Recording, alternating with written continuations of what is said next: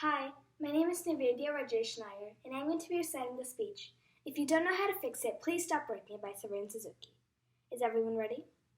Okay. I am speaking on behalf of ECO, the Environmental Children's Organization, a group of 12 and 13-year-olds trying to make a difference for our future. I have traveled here to Rio, 5,000 miles from my home in Canada, to tell the adults present in this room and those listening that you must change your ways. In coming here today, I have no hidden agenda. I'm fighting for my future. Losing my future is not like losing an election or a few points on a stock market. I'm speaking for all generations to come. I'm speaking on behalf of the starving children whose cries go unheard. I'm speaking for the countless animals dying across our planet because they have nowhere left to go. I'm afraid to go out in the sun now because of the holes in our ozone.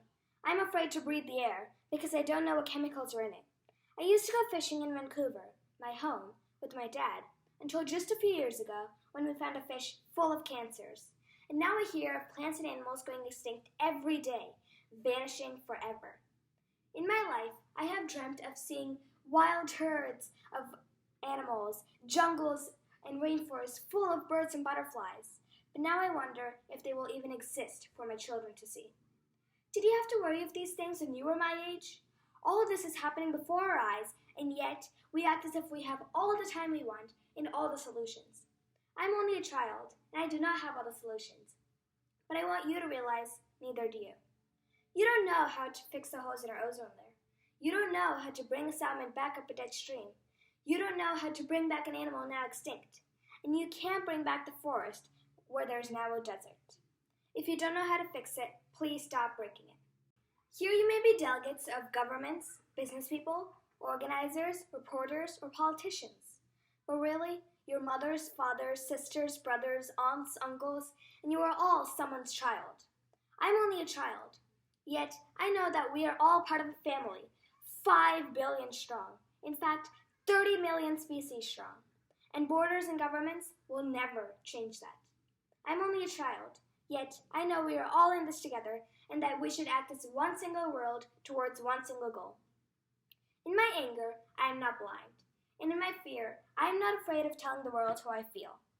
In my country, we make so much waste. We buy, throw away, buy, throw away, buy, throw away.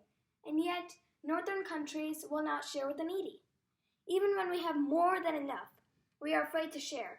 We are afraid to let go of some of our wealth. In Canada, we live the privileged life.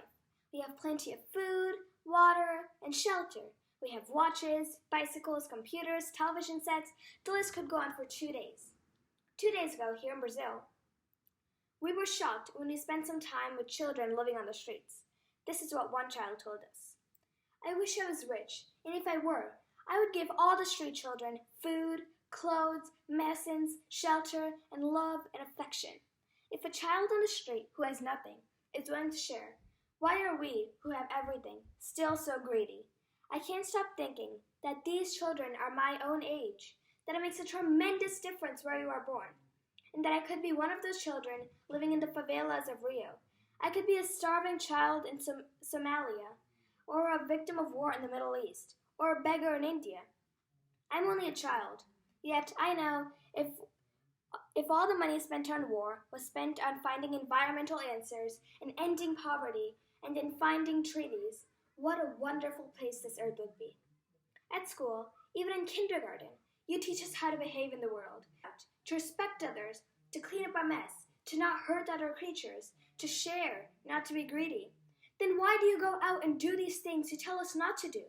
Do not forget why you are attending these conferences, who you are doing this for. We are your own children. You are deciding what kind of a world we are growing up in. Parents should be able to comfort their children by saying everything is going to be all right. It's not the end of the world, and we are doing the best we can. But I don't think you can say that to us anymore.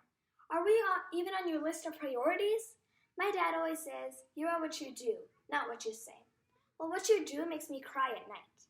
You grown-ups say you love us, but I challenge you, please, make your actions reflect your words. Thank you.